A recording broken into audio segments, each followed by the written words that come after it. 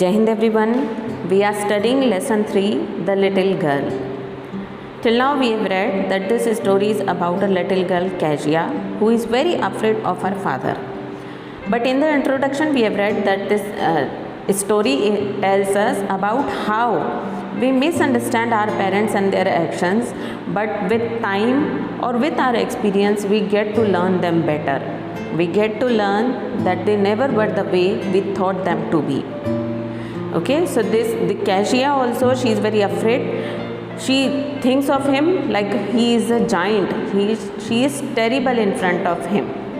But with time passes, with few incidences happen, she gets to know him better and she gets to know comfortable with him. So we'll continue with point 4. On Sunday afternoons, grandmother sent her down to the drawing room to have a nice talk with father and mother. But the little girl always found mother reading and father stretched out on the sofa, his handkerchief on his face, his feet on one of the best cushions, sleeping soundly and snoring. रविवार के जो दिन हुआ करते थे तो दोपहरी में दादी उसे नीचे ड्राइंग रूम में भेज दिया करती थी अपने माता और पिता के साथ नाइस टॉक करने के लिए, मतलब उनके साथ टाइम स्पेंड करने, उनके साथ बातचीत करने के लिए दादी उसे ड्राइंग रूम में भेज दिया करती थी। लेकिन ये छोटी बच्ची हमेशा ही अपने माँ को देखती कि वो कुछ पढ़ रही हैं और पिता स्ट्रेच्ड आउट मतलब फैल कर, जैसे पैर फैलाकर आराम से वो सोफ़े पे लेटे हुए होते थे। उनका रुमाल उनके चेहरे पे, उनके पैर एक बहुत ही सुंदर कुशन्स पे, गद्दियों पे साउंडली और स्नोर करना मतलब खराटे लेना, साउंड स्लीप मतलब गहरी नींद में सोते हुए और खराटे लेते हुए उसे अपने पिता दिखाई देते थे और माता पढ़ते हुए दिखाई देती थी। मतलब जब दादी कहती थी कि जाकर बात करो तो उसे वो सोते हुए और वो पढ़ने में बिजी मिला करते थे। She sat on a stool, gravely watched him until he woke and stretched and asked the time, then looked at her. वो चुपचाप स्टूल पे बैठ जाया करती थी, ग्रेवली मतलब बहुत ध्यान से उनको देखा करती थी, जब तक कि वो जग के इस अंगड़ाई लेके और फिर समय पूछते कि टाइम क्या हुआ है और फिर वो उसे उसकी तरफ देखते, तब तक वो उसने देखती ही रहती थी। Don't stare so Kezia, you look like a little brown owl. तो वो उसके पिता उसकी तरफ देखकर कहती कि ऐसे मत घूरो केजिया, तुम छोटी सी ब्राउन उल्लू दिखाई देती हो ऐसे। One day when she was kept indoors with a cold, her grandmother told her that father's birthday was next week and suggested she should make him a pin cushion for a gift out of a beautiful piece of yellow silk. एक दिन जब वो kept indoors मतलब घर के अंदर ही उसे रखा गया था क्योंकि वो जुकाम था, क्योंकि उसे कोल्ड था तो उसे वो घर में ही थी, कहीं बाहर नहीं गई थी, घर में ही थी। तब उसकी दादी ने उसे बताया कि उसके पिता का बर्थडे अगले हफ्ते था और उसकी दादी ने उसे सलाह दी कि वो अपने पिता को गिफ्ट के तौर पर एक पिन कुशन, एक छोटी सोफ़े वाली गद्दी बना कर दे, एक ब्यूटीफुल पीस येलो सिल्क के कपड़े से एक सुंदर सी गद्दी वो उन्हें बनाकर गिफ्ट करे। Laboriously with a double cotton the little girl stitched 3 sides, but what to fill it with, that was the question. The grandmother was out in the garden and she wandered into mother's bedroom to look for scraps. On the bed table, she discovered a great many sheets of fine paper, gathered them up, tore them into tiny pieces and stuffed her case, then sewed up the 4th side. लेबोरसली मतलब बहुत ही मेहनत से double cotton लगा के, मतलब foam लगा के उस छोटी सी बच्ची ने उस सिल्क के कपड़े से 3 गद्दी बनाई जिसके 3 साइड उसने सिल दी। चौथी साइड अपन के अंदर जब कुछ भर देंगे मटेरियल फाइबर गद्दी का, फिर चौथी साइड सिलते हैं, तो उसने 3 साइड सिलकर तैयार कर ली। अब वो उसके अंदर क्या भरे, दैट वॉज द क्वेश्चन। ये सवाल उसके सामने था कि भरूं क्या। The grand mother was out in the garden, grand mother बाहर बगीचे में थी। वॉन्डर करना मतलब भटकते हुए, घूमते घामते वो अपनी मदर के बेडरूम में पहुंची। स्क्रैप मतलब चिथड़े देखना या थोड़ा बहुत पुरानी चीज़ें, कबाड़ा अंदर भरने के लिए मटेरियल देखने के लिए वो अपने मतलब वो मटेरियल ढूंढते घूम रही थी। तो घूमते घूमते वो अपनी माँ के बेडरूम में पहुँच गई।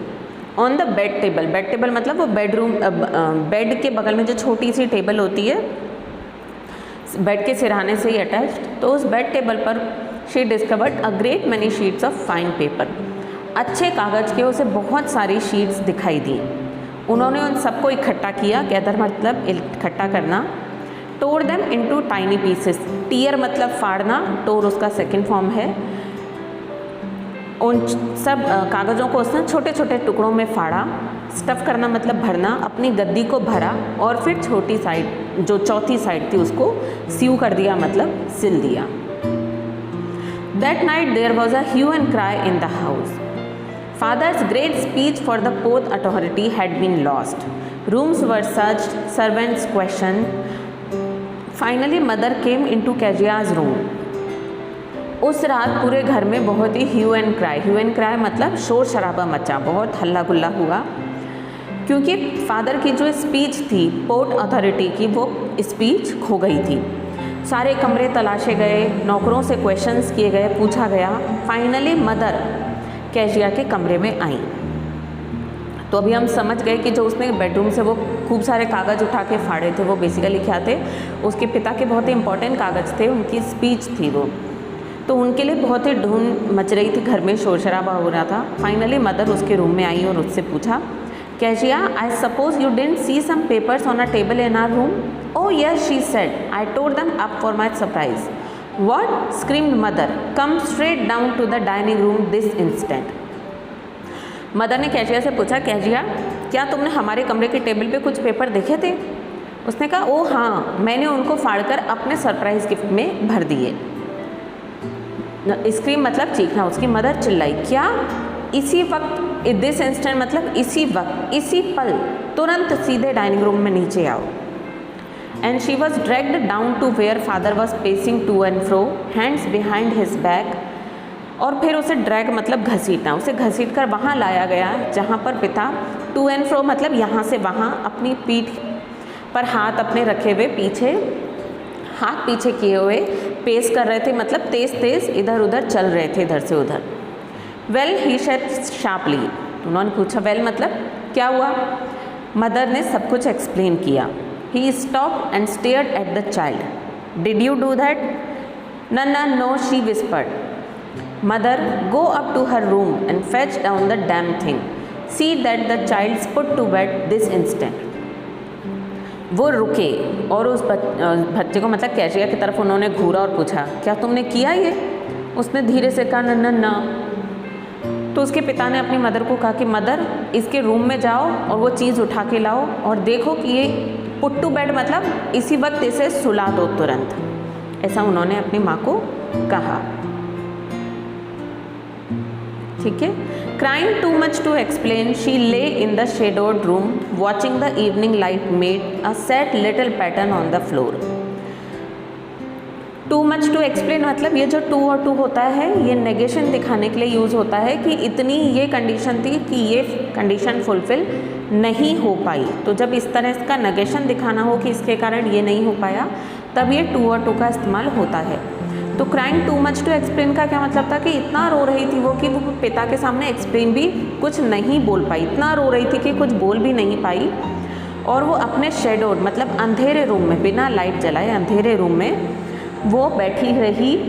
इवनिंग लाइट यानी संध्या की जो धुंधली रोशनी थी उसे खिड़की से आते हुए फ्लोर पर छोटे छोटे अलग अलग दुखी पैटर्न बनाते हुए वो देखती रही। दुखी क्यों? क्योंकि वो खुद दुखी थी तो उसे सब कुछ दुखी दिख रहा था। तो ऐसा लग रहा था जैसे जो रोशनी कमरे में है वो भी दुखी निशान बना रही है। Then father came into the room with a ruler in his hands. I am going to beat you for this, he said.